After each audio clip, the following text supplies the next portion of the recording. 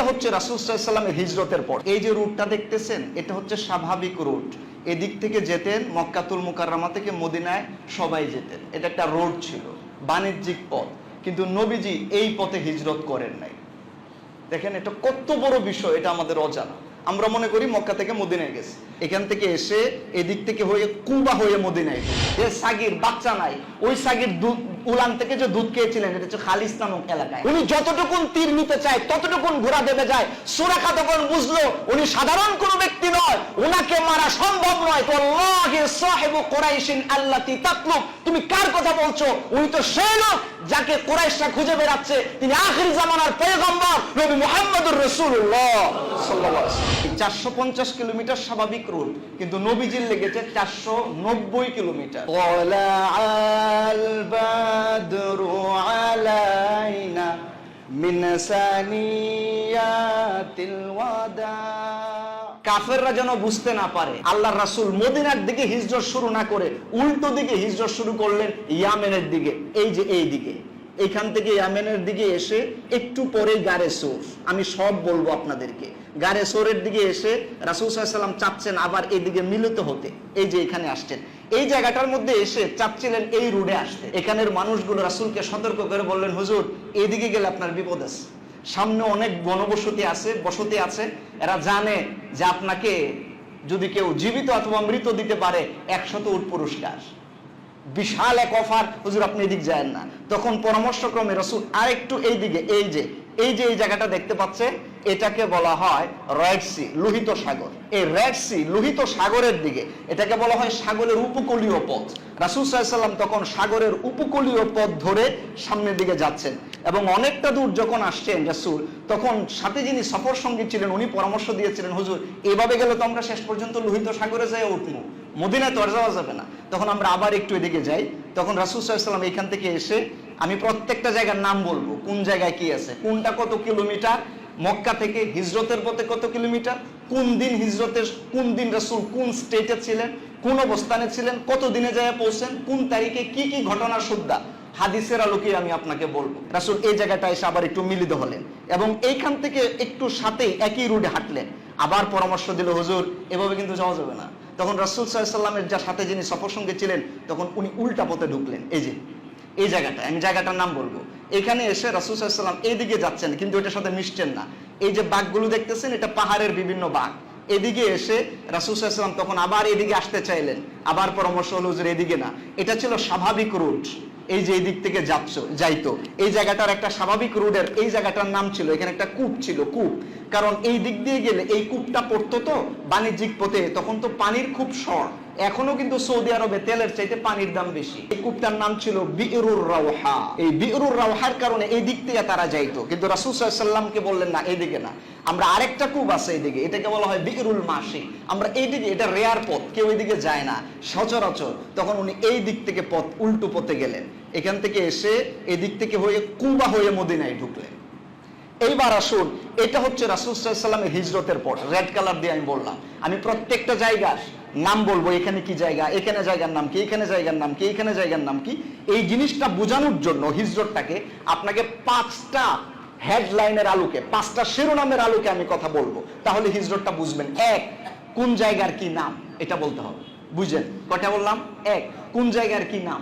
2, আমি বলবো কোন জায়গাটা রাসূলের হিজরতের পথে, স্বাভাবিক পথে না, হিজরতের পথে এটার দূরত্ব কত। 3, এটা রাসূল কোন দিন ছিলেন, হিজরত করেছেন মোট 15 দিনে। হিজরত করেছেন কত দিনে? 15 দিনের কোন নাম্বার দিনে এই জায়গাটায় ছিলেন, এবং এটা কত তারিখ ছিল। এই 5টা শিরোনামের আলোকে যখন আমি আস্তে করে আগাবো, তখন আপনারা বুঝবেন কোন জায়গায় কি হয়েছে।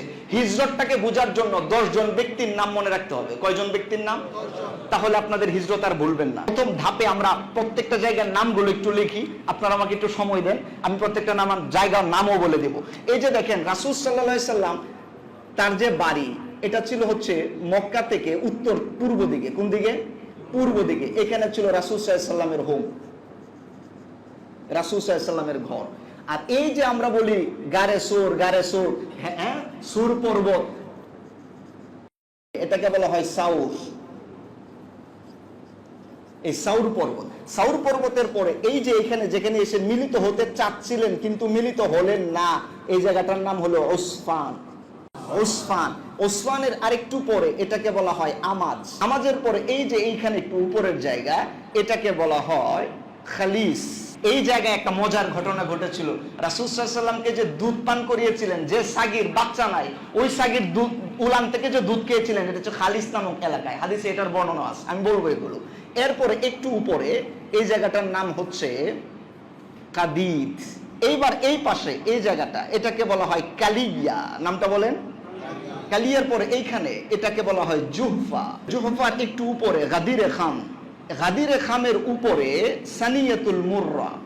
সানিয়াতুল মুররার উপরে তাওবি। তাওবির উপরে এখানে লাকাফ। লাকাফের আরেকটু উপরে এটাকে বলা হয় মাজাহ।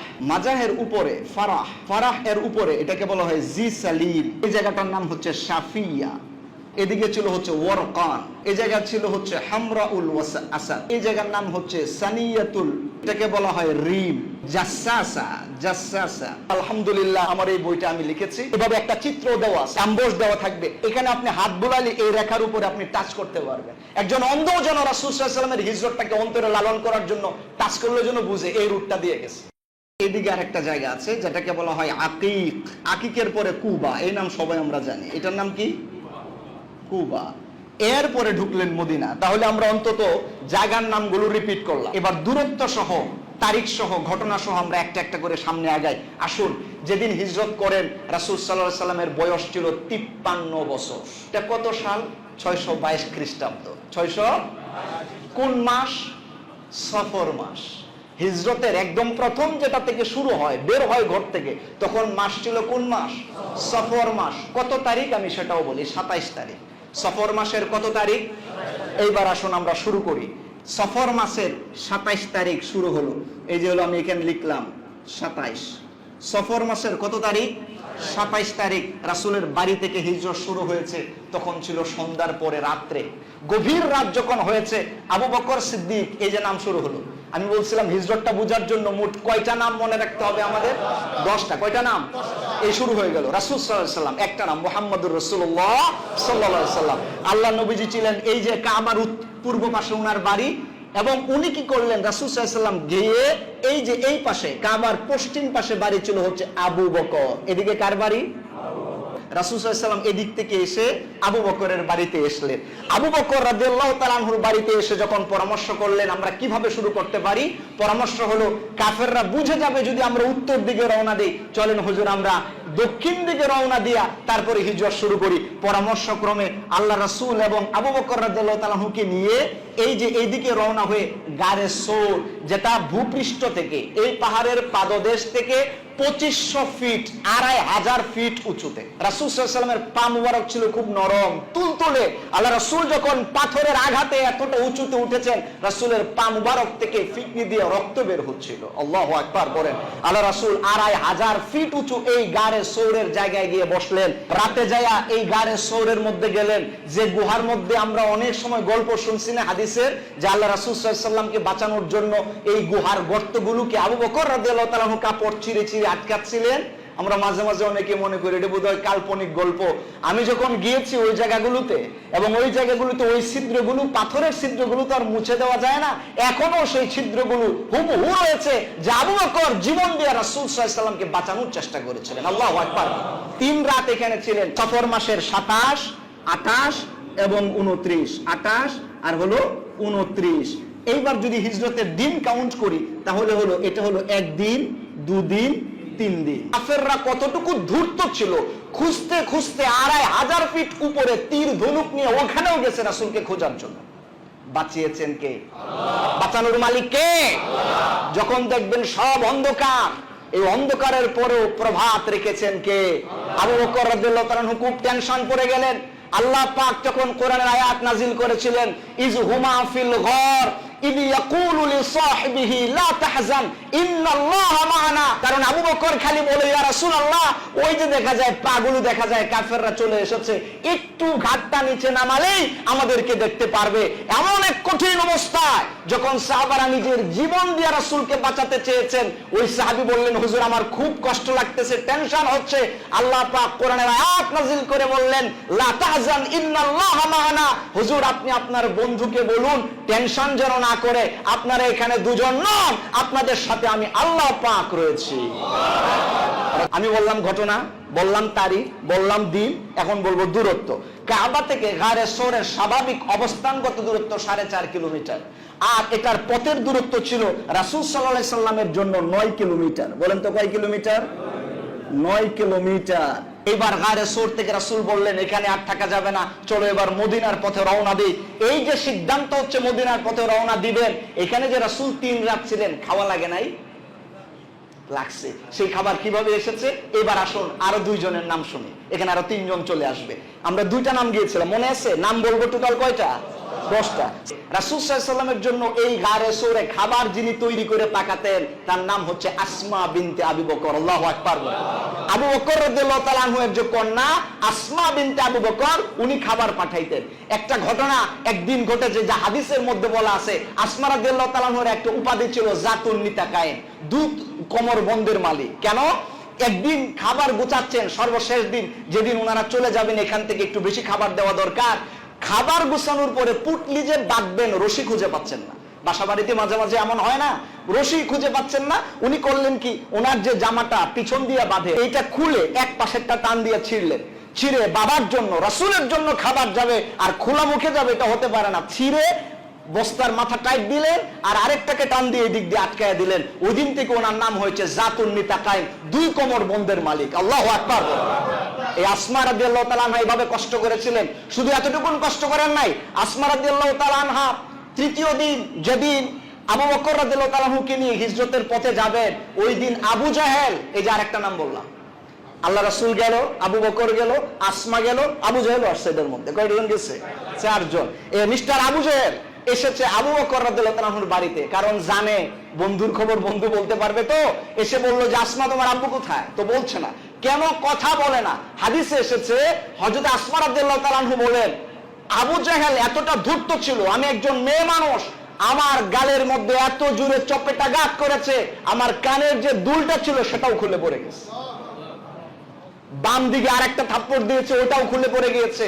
আসমা রাদিয়াল্লাহু তাআলা আনহা কিচ্ছু বলেন নাই, সহ্য করেছেন। কার জন্য? এখানে আসমা রাদিয়াল্লাহু তাআলা আনহার ধৈর্যটা দেখেছেন? বর্তমান সময়ে আসমা রাদিয়াল্লাহু তাআলা আনহুর মতো মেয়েদের গুণ নাই বিধায় সংসার ভেঙে যায়। একটু সহ্য করতে পারে না, পান থেকে চুন খসলে পরে তেলে বেগুনে জ্বলে ওঠে। এইভাবে কি তোমার সংসার টিকবে? আসমা রাদিয়াল্লাহু তাআলা আনহার কাছ থেকে শিখো যে সময় মতো ধৈর্য ধারণ করতে হয়, ফলাফল দিবেন কে? আল্লাহ। এই ছিলেন হযরত আসমা রাদিয়াল্লাহু তাআলা আনহা। ধৈর্য ধারণ করতে হবে, ছেলেদের অনুরূপ ধৈর্য ধারণ করতে হবে সাংসারিক জীবনের ক্ষেত্রে, তাহলেই সংসার টিকবে। সংসার এটা ছেলে গেলা নয়, এটা আস্তে পৃষ্ঠে ধরে রাখার বিষয়, ত্যাগের বিষয়, তিতিক্ষার বিষয়, তারপরে ফলাফল ভালো হয়। দেখুন হিজরত, এখান থেকে অনেক কিছু শিক্ষার আছে। ত্যাগের বিষয়, তিতিক্ষার বিষয়, ধৈর্য ধারণের বিষয়। ফলাফল আসবে কার পক্ষ থেকে? আব্দুল্লাহ ইবনে আবু বকর 5 নাম্বার। উনি হচ্ছেন এই 3 দিনে রাতের বেলায় সবাই যখন ঘুমাতো, এই পুটলি মাথায় নিয়ে খাবার পৌঁছায়া দিয়ে আসতো। আল্লাহু আকবার। বনে খাবার পাকায়, ভাইয়ে যায়া দিয়ে আসে। আল্লাহু আকবার বলে। দেখছেন বন্ডিংটা কেমন, কি চমৎকার। এইভাবে করে রাসূল সাল্লাল্লাহু আলাইহি ওয়াসাল্লাম এখানে আসলেন। তখন হচ্ছে হিজরতের 4 নাম্বার দিন, রবিউল আউয়ালের 1 তারিখ। এই হিজরতের হচ্ছে 4, আর এখানে দিলাম আমি গুল দাগ দিলাম হচ্ছে যেগুলো মাসের ক্ষেত্রে। রবিউল আউয়ালের 1 দিন হলো 4 দিন। আল্লাহ নবীজি এই গারে সৌর থেকে এবার রওনা দিয়েছেন। কোন দিকে যাবেন? মদিনার দিকে। উনি যাচ্ছেন একটু সামনে, এই যে এই জায়গাটা ওসফান। ওসফান হচ্ছে রাসূলের পথে 110 কিলোমিটার। কত কিলোমিটার? 110 কিলোমিটার পথ পাড়ি দিয়ে ওসফান নামক জায়গায় আসলেন। এখানে এসে একজন লোকের সাথে দেখা হলো। উনি বললেন যে হুজুর, আমি হলাম গোত্রের গোত্রপতি, আপনাকে দেখে আমি বুঝতে পেরেছি আপনার জন্যই কাফেররা 100 উট ঘোষণা করেছে। হুজুরের সাথে যখন কথা হলো, আল্লাহর রাসূলের দাওয়াত পাওয়ার পর এই লোকটা এই ওসফান নামক জায়গায় তার গোত্রের 70 জন শুদ্ধা ইসলাম কবুল করেছে। আল্লাহ রাসূলের কথা কি মিষ্টি ছিল, সময় কম আমি যাচ্ছি না ওদিকে, উনি পরামর্শ দিচ্ছিলেন হুজুর এভাবে যায়েন না, আপনি এই যে ওসমানের ল্যান্ড অফ ওসমান, ওসমান মানে হচ্ছে লল্যান্ড, ওসমানের নিম্নভূমি, সাগরের উপকূলীয় ভূমি ছিল নিম্নভূমি, ওসমানের নিম্নভূমি ধরে হুজুর যান। তখন আল্লাহ রাসূল এই পথে আসলেন, এই জায়গায় এসে আমাদের সিরিয়াল পাড়ি দিয়ে রাসূল খালিসে এসে ঢুকলেন, বললেন আবার এই জায়গায় আসি। খালিসে যখন রাসূল আসেন, খালিসের দূরত্ব ছিল স্বাভাবিক পথে আল্লাহ রাসূল সাল্লাল্লাহু আলাইহি ওয়াসাল্লামের যে পথ এসেছিল এই পথে 170 কিলোমিটার। এই যে পথে আসতেন আবু বকর তখন আগে থেকেই একজন দক্ষ পথ প্রদর্শক নিযুক্ত করছিলেন, কারণ ওনারা তো সব পথ জানেন না। একটা চুক্তির মাধ্যমে একজন লোক ঠিক করছিলেন, এই এবার 6 নাম্বার, এই লোকটার নাম হচ্ছে আব্দুল্লাহ ইবনে আরিকত। আল্লাহু আকবার বলেন। এই আব্দুল্লাহ ইবনে আরিকত বললেন যে হুজুর এমনি যদি যায় তাহলে তো যাই উঠবো হলো রেড সিতে, আমরা একটু ভিতরে যাই। এই আব্দুল্লাহ ইবনে আরিকত 6 নাম্বার ব্যক্তির নামটা আমি এখানে উচ্চারণ করলাম, ওনার পরামর্শে এদিকে আসলেন। তখন খাবার যা ছিল ওটা আসে না শেষ হয়েছে, আর 4 নাম্বার দিন, এখন আর 4 নাম্বার দিন নাই, এটা কয় নাম্বার দিন হয়েছে? 5, এবং এটার দূরত্ব 170 কিলোমিটার। মাস এটা কত তারিখ? রবিউল আউয়ালের 2 তারিখ। এখানে এসে রাসূল সাল্লাল্লাহু আলাইহি ওয়াসাল্লাম বিশ্রাম নেওয়ার জন্য জায়গা খুঁজলেন, দেখলেন কোনো এরকম জায়গা নাই, তবে একটা তাঁবু দেখা যায়, এবং ওই তাঁবুর কাছে যাওয়ার পরে একজন মহিলা এসেছেন মাঝারি বয়সে। আল্লাহ রাসূল সাল্লাল্লাহু আলাইহি ওয়াসাল্লাম তাকে দেখার পরে অনুমতি চাইলেন, একটু বিশ্রাম নিতে পারি আপনাদের এখানে? যে হুজুর বিশ্রাম নেন। ছিল উম্মে মা'বাদ। কত নাম্বার হলো এটা? সিরিয়ালে কত নাম্বার আসছে? উম্মে মা'বাদ এই মহিলা ছিলেন 170 কিলোমিটার রাসূলের পথের দূরত্বে। উনি রাসূলকে দেখে আশ্চর্য হলেন, এত সুন্দর মানুষ, এত চমৎকার ব্যবহার, ঠিক আছে বিশ্রাম নেন। আরবের একটা গুণ ছিল আতিথেয়তা পরায়ণ, এই মহিলা চাইলেন তাদেরকে আপ্যায়ন করবেন। তো তখন তার নুডলস ছিল না যে হারিয়াপ করে একটু রান্না করে নুডলস খাওয়াই দিবে, অথবা একটা ডিম পোস্ট করে খাওয়াই দিবে, এই সুযোগ ছিল না। মুরগিও তো ছিল কিনা আল্লাহ জানে, কিন্তু ছাগল ছিল, একটা ছাগল ছিল ঘরে বাঁধা, তার বাচ্চাকে দিয়া পাঠাইলো রাসূল সাল্লাল্লাহু আলাইহি ওয়াসাল্লামের কাছে। একটা ছোট্ট বাচ্চা এসে বলতেছে ছুরি নিয়া, এসে বলতেছে হুজুর এই ছুরিটা একটু নেন। আল্লাহ নবীজি বললেন ছুরি দিয়ে কাম কি? বললো যে একটা ছাগি আছে, এটা জবাই দেন, আম্মু গোশত রান্না করে খাওয়াবে আপনাদেরকে। আল্লাহ নবীজি বলেন এত লম্বা সময় আমরা এখানে থাকবো না, তুমি এই ছুরি নিয়ে একটা বাটি নিয়ে আসো, আমি ছাগির দুধ দোয়াই একটু দুধ খেয়ে যাই, আপ্যায়ন করলে এইভাবে করো। ওই মহিলা বাটি নিয়ে আসছে, দূরের কথা, মহিলা এসে বললো হুজুর আপনি তো গোশত ছাড়া দুধ খাইতে পারবেন না, এই ছাগির তো বাচ্চাই নাই, উলানে দুধ নাই, তো দুধ খাবেন কিভাবে? আল্লাহ নবীজি বলছে আমি আপনাকে বলেছি পাত্র নিয়ে আসতে, আপনি পাত্র নিয়ে আসুন।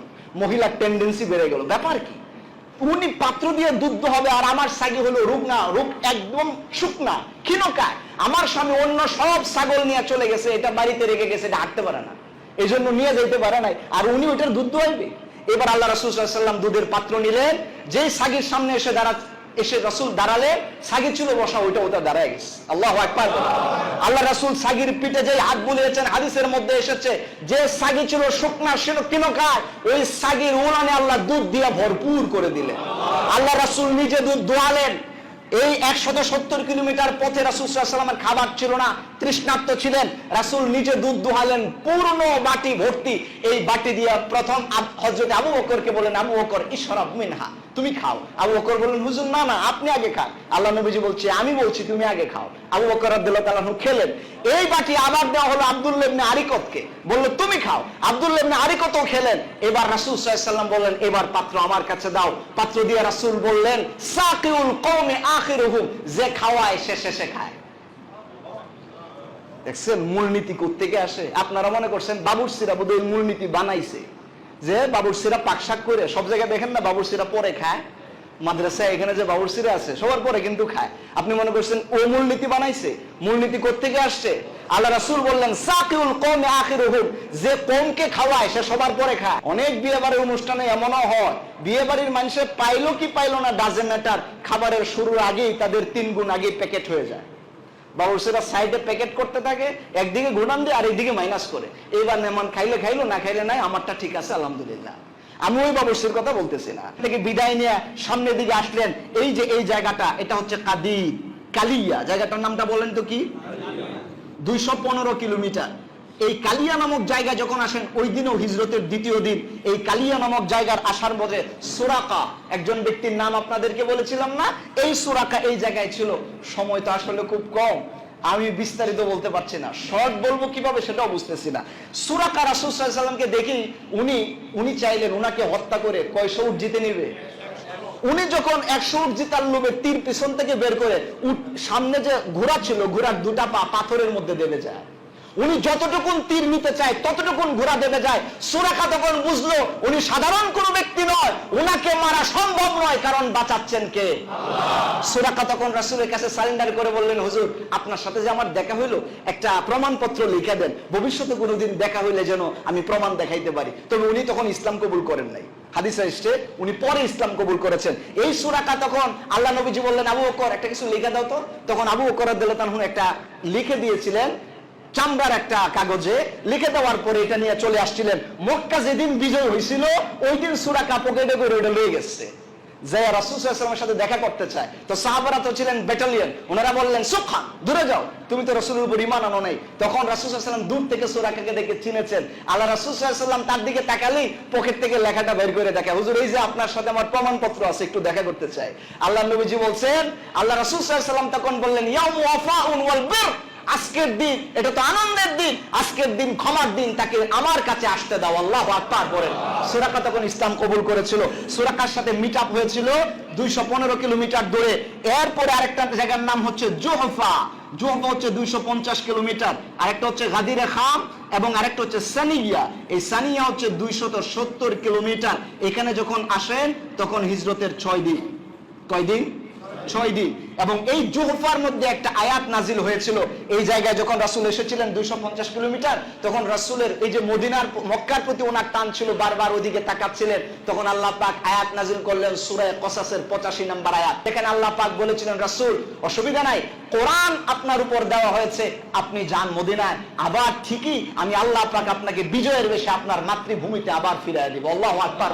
রাসূল অন্তর ঠান্ডা হলো এই জুহফা নামক এলাকায়। তারপরে সামনের দিকে গেলেন গাদির, গাদিরের পরে সানিয়া, সানিয়ার পরে তাওবা, তাওবিয়ের পরে হচ্ছে লাকাফ, লাকাফ হচ্ছে 315 কিলোমিটার দূরে। এখানে যখন আসেন এদিক থেকে দিন বেড়ে যাচ্ছে, এটা 7ম দিন। এদিক থেকে তারিখ বেড়ে গেল, রবিউল আউয়ালের 2 তারিখ, এখন রবিউল আউয়ালের 3 তারিখ, এখানে রবিউল আউয়ালের কয় তারিখ? 4 তারিখ। আর দিন হয়েছে 7টা। রাসূল সাল্লাল্লাহু আলাইহি ওয়াসাল্লাম যখন জি সালিম যান, এটা হচ্ছে 380 কিলোমিটার। আমি একটু লম্বা চলে যাচ্ছি, 380 কিলোমিটার। তখন এটা রবিউল আউয়ালের 5 তারিখ, দিন ছিল কত? 8ম দিন। আল্লাহ রাসূল সাল্লাল্লাহু আলাইহি ওয়াসাল্লাম এই জায়গায় গেলেন। এখানে অনেকগুলো কথা আছে। রাসূল সাল্লাল্লাহু আলাইহি ওয়াসাল্লামের মায়ের কবর ছিল এখানে আবুয়া, কিন্তু আমি এই কথাগুলো বলতে পারছি না, সময় কম। 380 কিলোমিটার। তারপরে যখন রাসূল সাল্লাল্লাহু আলাইহি ওয়াসাল্লাম এই যে সাফিয়া, সাফিয়ার পরে হচ্ছে সানিয়াতুল গায়ের, সানিয়াতুল গায়ের পরে রিম, এই রিমটা ছিল হচ্ছে 420 কিলোমিটার। এখানে আসার পরে এটা ছিল 9ম দিন, আর হলো 6ঠ তারিখ রবিউল আউয়ালের, রবিউল আউয়ালের 6 তারিখ আর এবং 9ম দিন। তখন রাসূল যে জায়গাটায় আসেন এই জায়গাটার নাম হচ্ছে রিম, ওয়াদি রিম, রিম উপত্যকা। আলহামদুলিল্লাহ আমার এই বইটা আমি লিখেছি, এভাবে একটা চিত্র দেওয়া, সাম্বোস দেওয়া থাকবে। এখানে আপনি হাত বুলালে এই রেখার উপরে আপনি টাচ করতে পারবেন। একজন অন্ধ যেন রাসূল সাল্লাল্লাহু আলাইহি ওয়াসাল্লামের হিজরতটাকে অন্তরে লালন করার জন্য টাচ করলে যেন বুঝে এই রুটটা দিয়ে গেছে। এই রিম নামক জায়গার আগে আপনাদেরকে আবার একটু পিছনে আপনাদের যাইতে হবে। খালিস 170 কিলোমিটার দূরে যখন রাসূল আসছিলেন, উম্মে মা'বাদের বাড়িতে কি পান করছিলেন? দুধ। বিকাল বেলায় যখন উম্মে মা'বাদের স্বামী যিনি ছিলেন তার নাম ছিল আবু মা'বাদ, উনি যখন বাড়িতে আসছিলেন, আয়েশা বলল, দুধ পাইছো কোথায়? আমি সব ছাগল নিয়ে হলো গেলাম মাঠে, তোমার বাড়ির ছাগল তো দুধ দেয় না, তোমার বাড়িতে পেয়ালা ভর্তি দুধ। তখন এই মহিলা তার স্বামীকে বলেছিল, আজকে আমাদের ঘরে উজ্জ্বল এক নক্ষত্র এসেছে, বরকতে ভরপুর, দেখতে এমন, তাকে সুশ্রী দেখতে, কি চমৎকার চেহারা, তার হাতে বরকত, মুখে বরকত, কোথায় বরকত? আমার সাগিতে যখন হাত দিয়েছে দুধে ভরপুর হয়ে গিয়েছে। বর্ণনা শোনার পরে আবু মা'বাদ বললেন, হাদা ওয়াল্লাহি সাহিবু কুরাইশিন আল্লাতী তাতলুব, তুমি কার কথা বলছো? উনি তো সেই লোক যাকে কুরাইশরা খুঁজে বেড়াচ্ছে, তিনি আখির জামানার পয়গম্বর নবী মুহাম্মদুর রাসূলুল্লাহ সাল্লাল্লাহু আলাইহি ওয়াসাল্লাম। আর রাসূল আমার ঘরে শুভাগমন করেছে, আর আমি রাসূলকে দেখতে পারলাম না, পাগল হয়ে গেল। উনি রওনা দিলেন, তখনই কোন দিকে গেছে? এদিক গেছে। যাবে কোথায়? মদিনায়। উনি ঠিক পিছন দিয়ে রাস্তার অনুকরণ করে চলা শুরু করলেন। রিম থেকে 20 কিলোমিটার দূরে জাসার কাছাকাছি জায়গায় আবু মা'বাদ নবীজির সাথে এসে দেখা করলেন।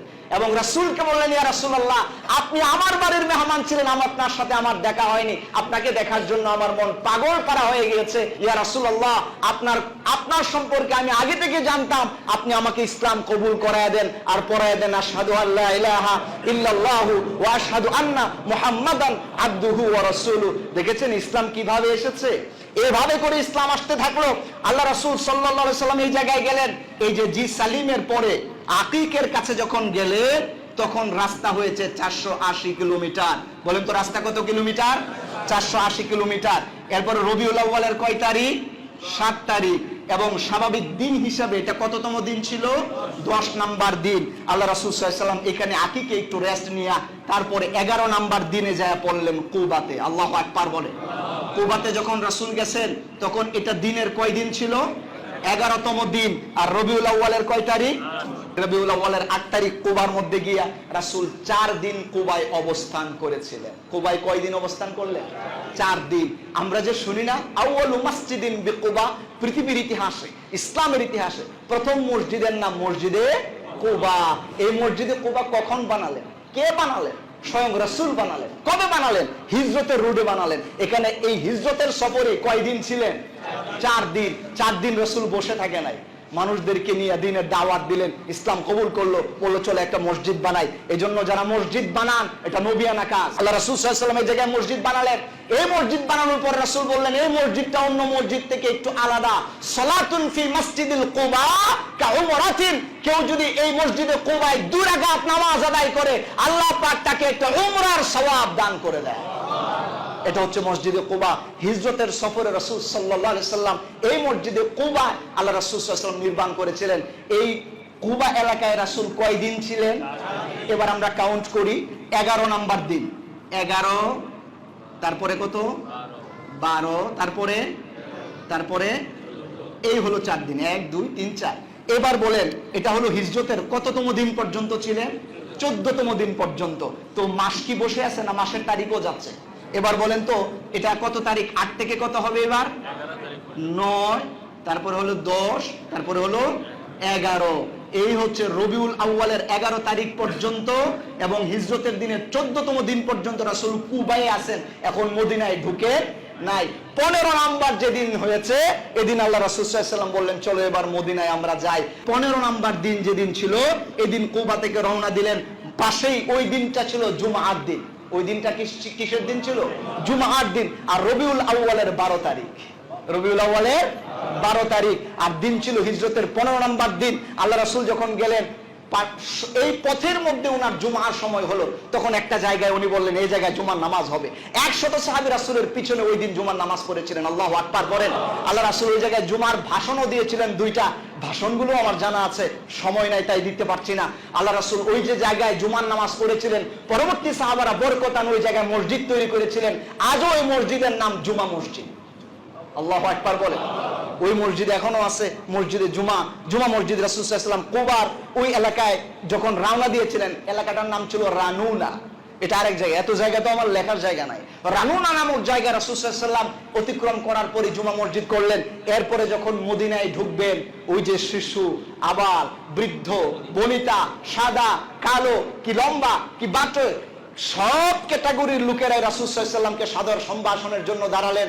যেই মাত্র দূর থেকে দেখা গেল আকাশের চাঁদের মতো, পূর্ণিমার চাঁদের মতো আল্লাহ রাসূল সাল্লাল্লাহু আলাইহি ওয়াসাল্লাম মদিনার দিকে চলে আসতেছিলেন, তখন সকলেই খুশিতে বাচ্চারা প্রথম স্টার্ট করেছিল ওয়ালাআল বাদরু আলাইনা মিন সানিয়াতিল ওয়াদা ওয়াজাবা শুকরু আলাইনা মা দাআ লিল্লাহি দা আইয়ুহাল মাবউসু ফিনা জিতা বিল আমরিল মুতা জিতা শাররাফতাল মাদিনা মারহাবান ইয়া খায়রাদা।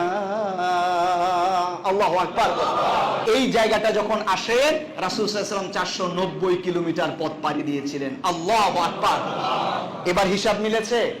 একবারে শুরু থেকে নিয়ে আমরা হিজরতের এই জায়গা পর্যন্ত আলোচনা করলাম। আলহামদুলিল্লাহ হিজরতের এইভাবে মানচিত্র লেখে আমার বই লেখা কমপ্লিট হয়েছে। রেফারেন্স শুদ্ধ হাদিস সহ আমার এই বইটা আমি লিখেছি। এভাবে একটা চিত্র দেওয়া আছে বইয়ের মধ্যে, অ্যাম্বস দেওয়া থাকবে, হাত এখানে আপনি হাত বুলালে এই রেখার উপরে আপনি টাচ করতে পারবেন। একজন অন্ধ যেন রাসূল সাল্লাল্লাহু আলাইহি ওয়াসাল্লামের হিজরতটাকে অন্তরে লালন করার জন্য টাচ করলে যেন বুঝে, এই রুটটা দিয়ে গেছে। আমি আপনাদেরকে অনুরোধ জানাবো, এক কপি করে হলেও কিনবেন, অথবা অন্যকে দেওয়ার জন্য হলে এক কপি কিনবেন।